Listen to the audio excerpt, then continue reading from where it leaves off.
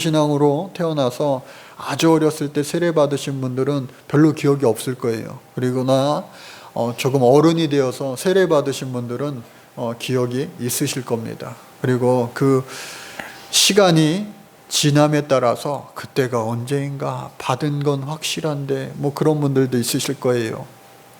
제가 논산훈련소 가가지고 군인 장병들 세례식을 같이 한 적이 있어요. 한 30분 가까운 목사님들이 가서 한날에 1시에 3,000명 세례를 줬어요. 그러니까 정신없이 세례를 줬어요. 그럼에도 불구하고 평생에 단 한 번이기 때문에 얼마나 정성껏 세례를 그들에게 줬는지 모릅니다. 또 기억에 남는 세례식은 저 말레이시아에 갔어요. 말레이시아의 정글 속에 사는, 정말로 산 넘고 물 건너 또 걸어서 한참을 들어가니까 오지 마을이 있었습니다. 그곳에서 세례를 줘야 되는데 거기식으로 세례를 줘야 된대요. 감리교 선교사님이 계신 곳인데도 불구하고 거기는 그 강가에서, 흙탕물 강가에, 아주 맑은 강가가 아니더라고요. 그곳에서 침례를 줬습니다. 어린아이들서부터, 정말로 얘가 한 돌이 갓 지난 것 같은 그런 어린아이서부터 노인분들에 이르기까지 청년들도 있었고 침례를 줬어요. 한 사람 한 사람 이렇게 침례를 줬는데 그 생각이 납니다. 그래서 여러분들, 세례는요 참 중요한 겁니다. 평생에 단 한 번밖에 없는 이 세례는 우리 주님을 만나는 거룩한 의식입니다. 그리고 우리의 지은 모든 죄를 주의 이름으로 씻김 받는 놀라운 거룩한 일입니다. 그러나 오늘 성경은 그 세례에 대해서 뭐라고 이야기하느냐? 21절의 말씀 보니까요, 물은 예수 그리스도께서 부활하심으로 말미암아 이제 너희를 구원하는 편이 곧 세례라. 이는 육체의 더러운 것을 제하여 버림이 아니요 하나님을 향한 선한 양심의 간군이라. 그러니까 우리가 익히 알고 있는 우리의 모든 지은 죄를 다 씻어주시는 것, 그 예식에 지나는 것이 아니라 우리의 몸에 때를 닦아주는, 목욕하는 거 아니잖아요. 영적인 의미는 뭐냐? 우리 안에 있는 선한 양심을 깨끗이 씻김으로 말미암아 그것이 다시 살아나는 거예요. 그러니까 하나님, 우리 사람을 지었을 때에, 처음 지었을 때 그 모습, 하나님의 형상을 닮아 지은 그 모습을 회복하는 의식이 바로 세례다라고 하는 겁니다. 그래서 그 세례로 말미암아 저와 여러분들은요 새 사람이 되는 거예요. 근데 여기 계신 분들은 이미 다 세례 의식을 통하여 새 사람이 된 사람들이다 라고 하는 사실입니다. 그런데 우리가 사도 바울도 고백하였지만 세례받고 또 성령 세례받고 정말로 주님 뜻대로 내가 잘 살아보려고 하지만 그것이 때로는 되지만 때로는 잘 안 될 때가 있어요. 성령 충만하여서 내가 어떠한 일을 행하고 했을 때에 이거는 내가 생각해도, 시간이 오랜 지난 다음에도 내가 생각해도 참 내가 잘했어. 그때 내가 어떻게 그렇게 했는지 몰라. 그때 성령 충만해서 내가 그 일을 했어. 그와 같은 고백이 있기를 주의 이름으로 축복합니다. 그런데 살다 보면은요,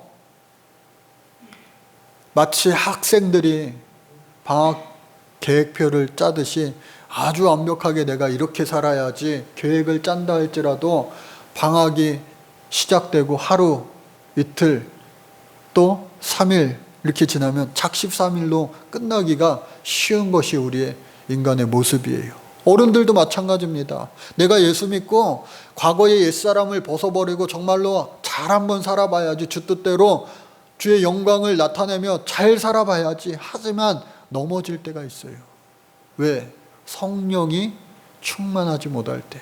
그렇기 때문에 이 사도 바울은 나는 매일 죽노라, 고린도전서 15장에 그와 같이 고백합니다. 이 말의 뜻은 뭐냐? 성령이 없으면요, 내 뜻대로, 내 생각대로, 내 맘대로 할 때가 많다고 하는 거예요. 주 뜻대로 살아가는 것이 우리의 인생의 정답일진데 그 정답을 피해가면서 이것이 마치 내가 하는 것이 정답인 양 잘못 살아갈 때가 많다고 하는 거예요.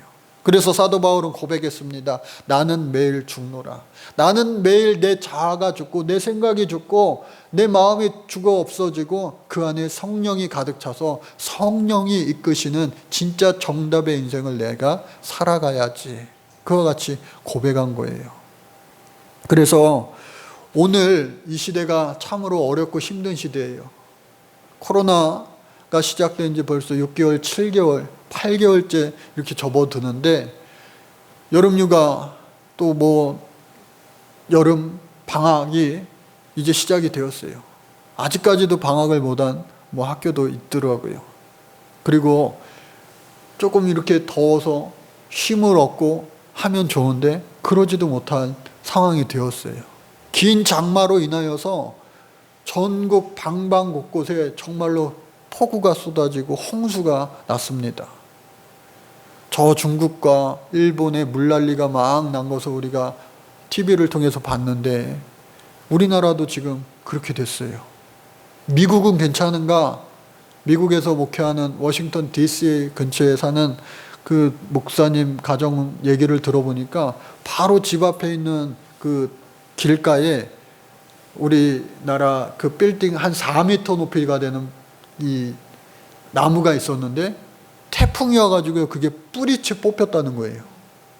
그러니까 작년 여름에 우리 주차장에 있던 그 나무가 오래된 나무가 있었는데 작년 여름에 그게 태풍 왔을 때 뽑혔어요. 잘라져가지고 아예 그냥 밑둥을 뿌리는 그대로 두고 밑둥을 잘라버린 적이 있습니다. 이처럼 우리가 정말로 이렇게 편안하게 기분 좋게 막 살기가 힘든 때를 우리가 지내고 있어요. 미국의 어느 영상을 보니까 최근에 있었던 일인데 어떤 남자 손님이 이 패스트푸드점에 갔는데 너겟이 주문한 만큼에 비해서 적게 나온 거예요, 개수가. 그러면은 다시 달라고 하거나 이렇게 하면 될 것인데 그 사람의 이 속마음에 분노가 스트레스가 가득 차 있었나 봐요. 그러니까 순간적으로 그 점원이랑 이렇게 얘기하다가 점원의 얼굴을 그냥 손으로 가격을 하더라고요. 그리고 막 욕을 하는 것처럼 하고 쌩 나가버렸어요.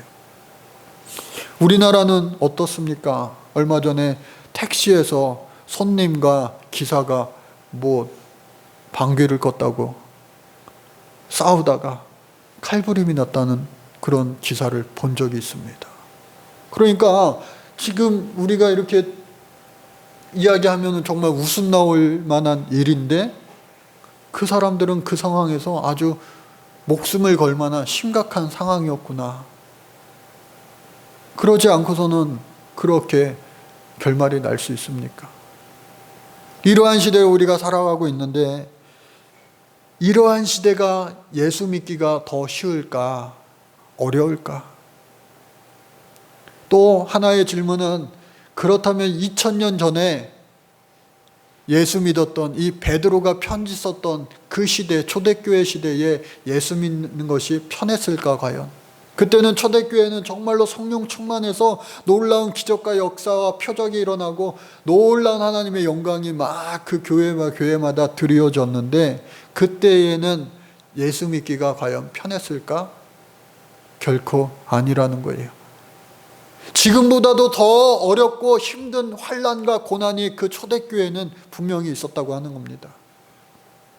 로마에 가면 지금도 있는 지하 무덤이 있어요. 지하 무덤이 1층, 2층 뭐 아주 깊숙이 내려갑니다. 지하 10층까지 내려가나요? 엄청나게 계단을 타고 막 내려가요. 그래서 사람들도요 그 공동묘지에 잘 가지 않습니다. 우리나라 사람들도 뭐 잘 안 가잖아요. 공동묘지. 갔다가도 무서워서 도로 나오잖아요. 그런데 그 당시 예수 믿는 사람들이 사람들의 눈을 피하여 예배 드리기 위하여 모인 곳이 그 카타콤베라고 하는 지하 무덤이었어요. 그곳에 들어갈 때에 익투스, 물고기 문양을 한 것을 가지고 암호를 서로 이렇게 맞춰보면서 안심하고 같이 예배 드렸어요. 그곳에 임한 성령의 역사가 얼마나 크고 놀라웠는지 모릅니다. 그러나 안타깝게도 그렇게 예배하다가 붙잡혀가는 사람들도 생겨나기 시작했어요. 그리고 또 어떤 사람은 예수 믿는 것을 아예 드러내놓고 목숨을 각오하고 예수 믿기까지 하였습니다. 그래서 심지어 예수님처럼 십자가에 달려 죽은 수많은 선지자들이 있습니다. 또 뿐만 아니라 끓는 가마에 들어가는 그러한 모습으로 죽임을 당한 사람도 있어요. 또 뿐만 아니라 콜로세움, 지금은 유명한 관광지가 된 그 콜로세움에서 수많은 예수 믿는 기독교인들이 사자밥이 되기도 했습니다. 또 우리가 잘 아는 사도 바울은 결국 목베임을 당하는 참수형을 당하기도 했어요. 이처럼 예수 믿는 것이 정말로 목숨을 담보로 하는 그 시대에도 예수 믿는 사람들은 존재했고, 또 목숨보다 주님을 더욱더 사랑한 사람들이 있었다고 하는 겁니다. 오늘날 감사하게도 다행히도 지금 이 시대에는, 우리나라에는 예수 믿는다고 목숨이 왔다 갔다 하는 사람은 없을 거예요. 우리나라도 선교 초기 130년 전만 해도 수많은 선교자들의 피가 있었어요. 많은 순교의 피를 흘렸기 때문에 오늘 이렇게 한국교회가 편안한 생활을 할 수 있게 된 것이라고 여겨집니다. 그런데 오늘날 저와 여러분들이 예수 믿겠다고 신앙을 고백하고 세례받고 또 그에 더해서 집사와 권사의 그 직분을 받고 신앙생활을 해가고 있어요. 그런데 그 신앙생활의 모습을 점수화한다면 그 초대교회 사람들과 비교했을 때에 과연 얼마나 비슷할까? 차이가 얼만큼 나고 오히려 그때보다 더 높다면 얼마나 더 좋을까? 예수 믿기에 참 좋은 시대를 우리가 살아가고 있어요. 그러나 지금 잠깐 이 코로나로 인하여 어려움을 겪기도 하였습니다. 어떤 목사님은 그렇게 얘기하더라고요. 이 코로나 시대에 교회에, 한국 교회에 또 많은 교회들의 알곡과 쭉정이를 구분하는 시대가 된 것 같다고. 부흥의 시대가 있으면은 반면에 교회의 쇠퇴의 시기도 역사적으로 존재해 왔습니다. 그러나 지금 이 시대에는 기독교 쇠퇴의 시대가 아니라 도리어 진짜 알곡 성도와 그리고 쪽정이 성도를 구분하는 시대가 어쩌면 도래했는지 모른다고 조심스럽게 말씀하시는 목사님의 이야기를 듣기도 했어요. 여러분, 바라기는 저와 여러분들 모두는 어떠한 시대가, 어떠한 환경이 우리 앞에 닥친다 할지라도, 그리고 그 세상을 우리가 살아가야 하는 경우가 생긴다 할지라도 알곡 신자 되시기를 주의 이름으로 간절히 축복합니다. 그래서 그 세례를 받고 나서 예수님 닮은 그 선한 양심을 우리가 가지고 어떻게 해야 되냐? 서로 사랑하며 살라는 거예요. 예수님은요, 가장 큰 계명 중에 계명이 하나님을 사랑하고 내 이웃을 내 몸과 같이 사랑하라 말씀하셨어요. 오늘 이 시대에 눈으로 보여지는 그런 사랑은 참 많은 것 같아요. 그러나 정말로 마음속 깊은 곳에서 나오는 진짜 사랑이 없는 것 같아요. 홍수의 시대에 마실 물이 없다고 그러잖아요. 물은 범람해서 많지만 도리어 마실 물이 없는 그 시대를 오늘 어쩌면 우리가 살아가고 있는지 모르겠어요. 그래서 저와 여러분들 모두가 세례받았잖아요. 한번 따라해볼까요? 나는 세례받았습니다.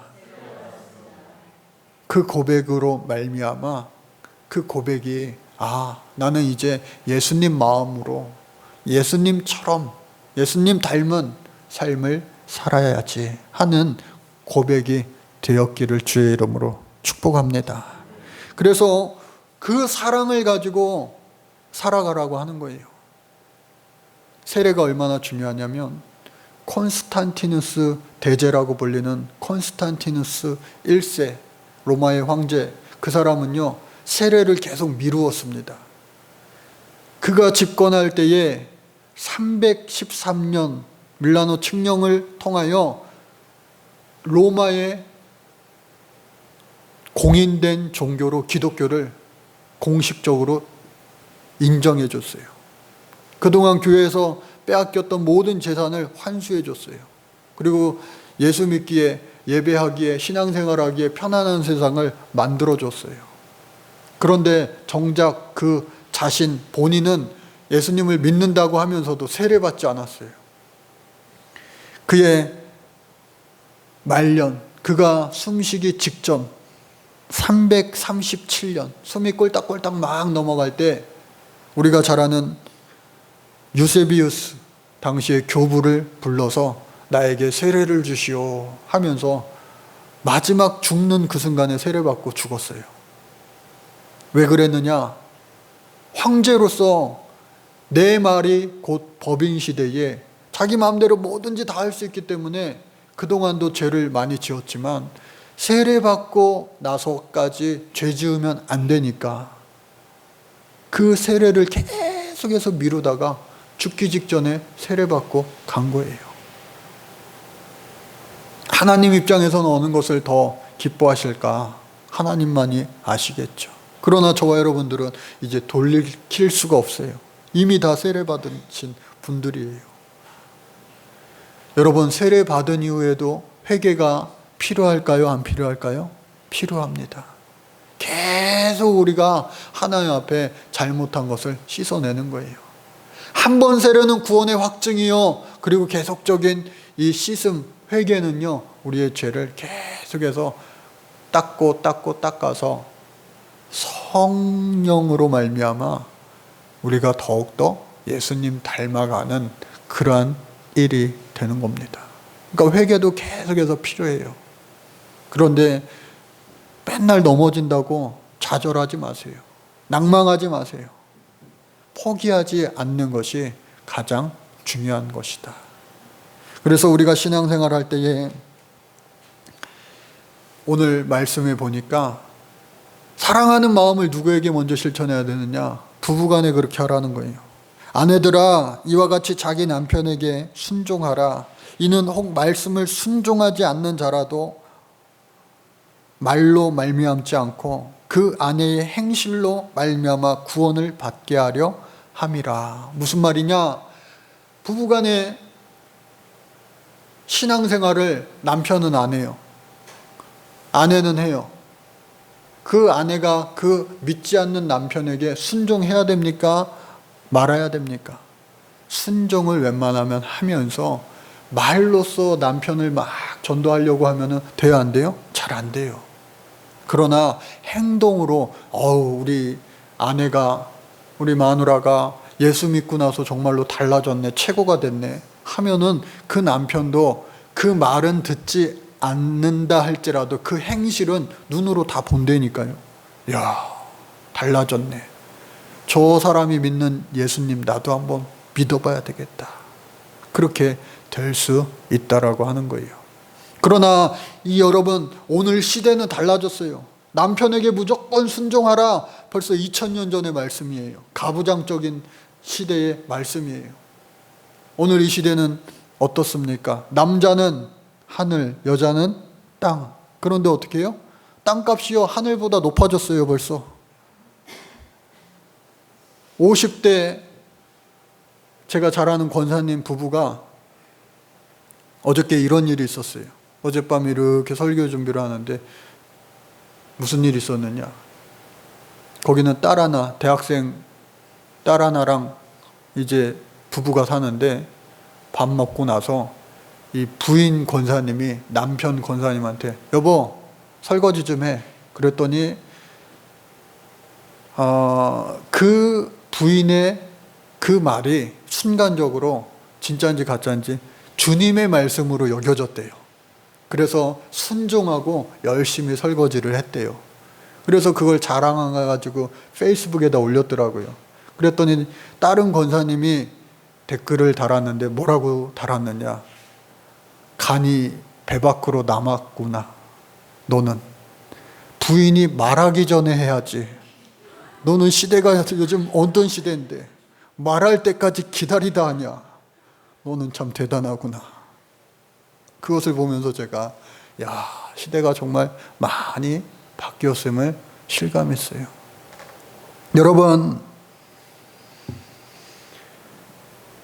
비단 부부 간의 이야기가 아니에요.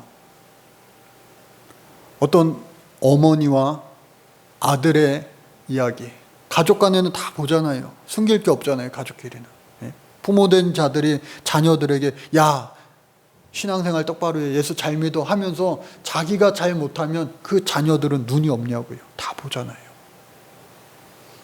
그런데 어느 집에 미국의 템파베이 열린교회 주명식 목사님이 자신의 간증책을 썼어요.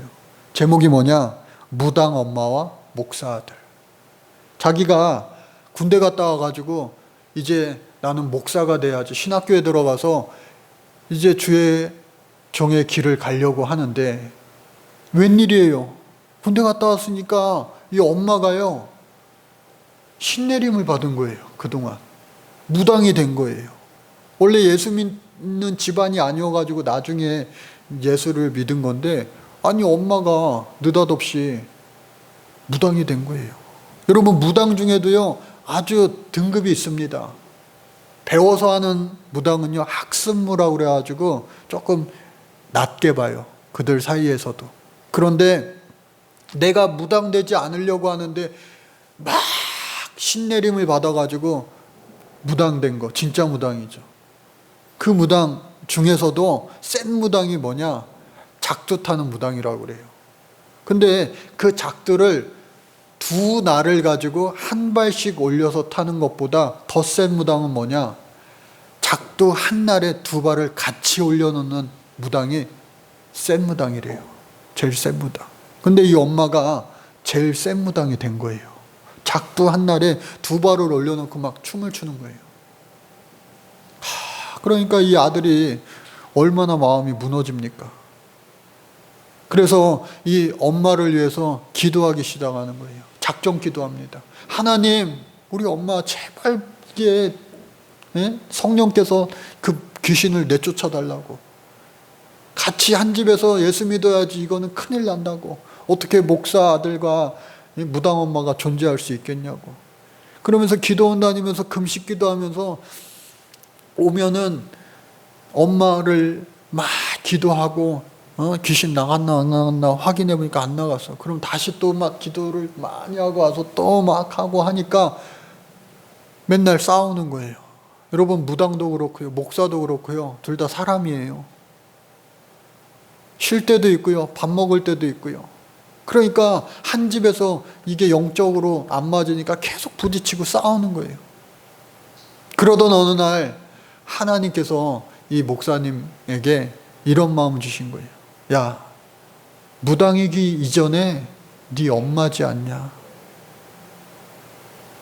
그 엄마를 위해서 네가 기도하는 것이, 그 목적이 그 영혼을 사랑해서 기도해야지, 단순히 무당 나가게 기도만 하면 어떡하냐? 네 엄마한테 사랑으로 잘 대해줘라. 그런 마음을 하나님 주시는 거예요. 그래서 기도는 기도대로 하지만 이 엄마한테 잘하기 시작하는 겁니다. 웬만하면은 다 맞춰주는 거예요.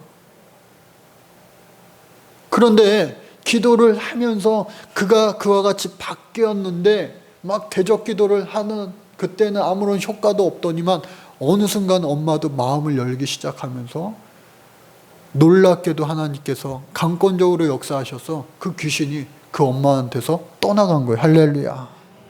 그 간증을 책으로 묶은 거예요.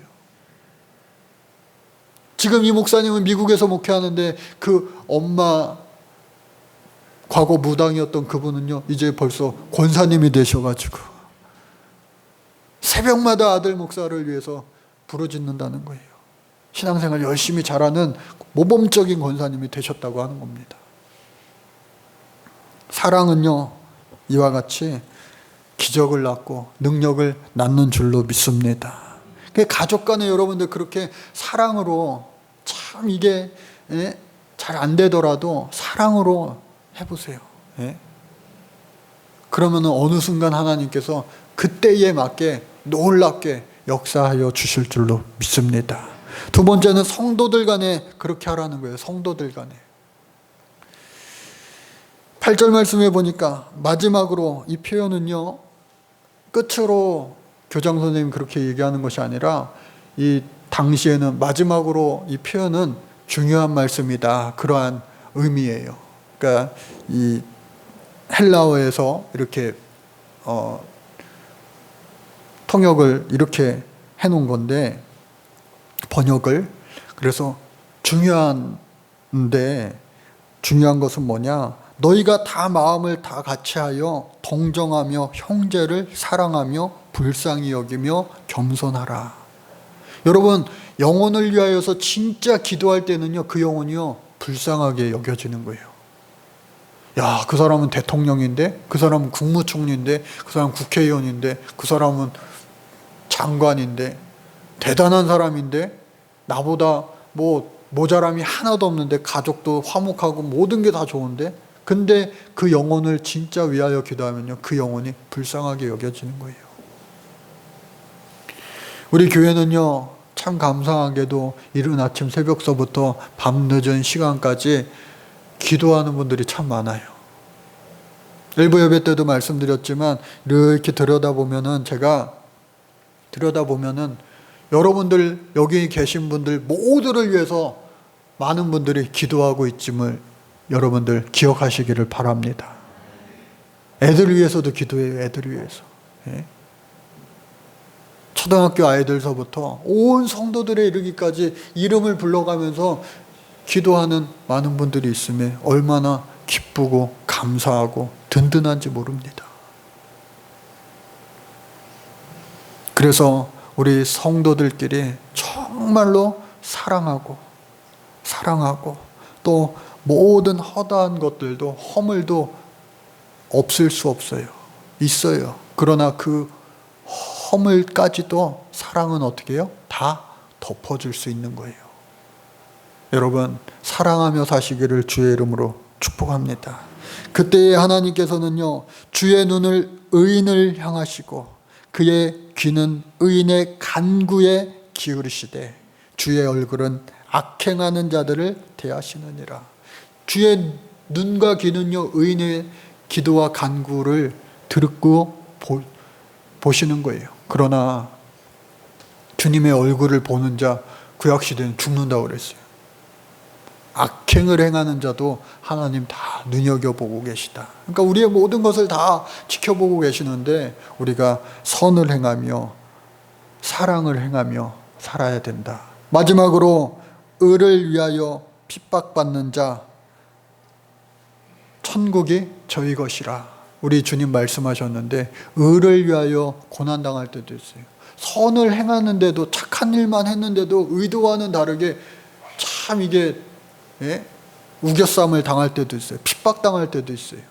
근데 주님을 위한 고난은, 핍박은 복이다. 17절 말씀해 보세요. 선을 행함으로 고난받는 것이 하나님의 뜻일진데 악을 행함으로 고난받는 것보다 나으니라. 이와 같이 이렇게까지 말씀하고 계시는 거예요. 예수 믿는다는 것, 우리가 쉽게 생각해서 예수 믿고 복받고 구원받고 잘 먹고 잘 살고, 그거는요 얕은 복음이에요. 얕은 복음. 예수 안 믿는 사람들 쉽게 전도하기 위해서 그동안 한국교회가 어쩌면은 이 얕은 복음에 우리도 취해 있었는지 모르겠어요. 그런데 오늘 성경은 그 얕은 복음에서 성장하고 성숙해 나가라. 의를 위하여 핍박받는 자 천국의 주인공이 될 것이다. 의를 위하여 고난당하는 자 그것은 복된 일이라 말씀하고 있는 거예요. 이 세상은요, 저 천국에 비하면 10분의 1, 100분의 1, 아니 1000만분의 1, 뭐 아무리 비교해도 비교할 수가 없을 거예요. 왜? 저와 여러분들의 이 땅에서의 인생이 길어봤자 100년인데 저 하늘나라의 우리의 삶은 영원하기 때문에 영원분의 이 100년을 하면 분토만도 못한 것이 됩니다. 세상에서의 부귀영화, 잘됨, 축복 그것도 필요하겠지만 그보다도 더 중요한 것은 저 영원한 하늘나라를 준비하는 우리의 삶이 되어야 된다. 왜? 한 번 천국과 지옥이 정해지면 돌이킬 수 없기 때문에. 그래서 천국의 소망을 두고 살아갈 수 있는, 그래서 기쁨과 감사로 살아갈 수 있는 저와 여러분들 되어지시기를 간절히 주의 이름으로 축복합니다. 마지막으로 유진 피터슨이 이 소원과 소망을 구별할 수 있는가 그런 글이 있는데 결론만 말씀드릴게요. 소망은 우리로부터 시작되는 것이 소망이에요. 소원은 우리의 소원은 통일, 그것처럼 우리의 사람으로부터 시작이 됩니다. 그러나 소망은 뭐냐? 하나님으로부터 시작되는 것이 소망이에요. 우리 교회가 처음 시작할 때 크고 비밀한 일, 여기 강단에도 잊지 않으려고 써붙여놨잖아요. 뉴 비전. 새로운 비전을 우리에게 사는 날 동안 끊임없이 하나님 주실 줄로 믿습니다. 그것은 우리로부터 시작되는 것이 아니라 하나님으로부터 시작된 크고 비밀한 일, 지금은 알 수 없지만 하나님이 꼭 이루실 일들, 우리 교회도 마찬가지고 저와 여러분들의 인생 한 명 한 명, 한 분 한 분 얼마나 소중하고 복된 인생이에요. 삶의 분명한 이유와 목적을 하나님 예비하셨는데, 계획하셨는데 그것을 발견하시고 꼭 이루어 드릴 수 있는 우리 모두가 되어지시기를 바랍니다. 이것이 바로 세례받은 성도들이여 우리들의 의무인 줄로 믿습니다. 하나님 감사합니다. 많고 많은 사람들 가운데 우리를 택하여 주시고 자녀 삼아 주시고 또 세례받게 하시고 하나님의 백성 자녀가 되게 하여 주셔서 감사를 드립니다. 그 역할을 제대로 잘 하면서 살아갈 수 있는 우리 이 땅에서의 복된 인생 되게 하여 주옵소서. 예수님 이름으로 기도드립니다. 아멘.